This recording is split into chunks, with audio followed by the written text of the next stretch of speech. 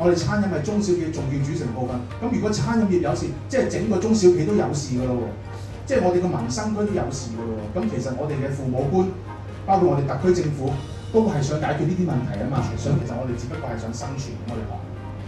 所以點解希望政府咧都明白下我哋嘅心聲，我哋都會再努力，我哋都會再努力，更加團結。經濟民生時刻關心。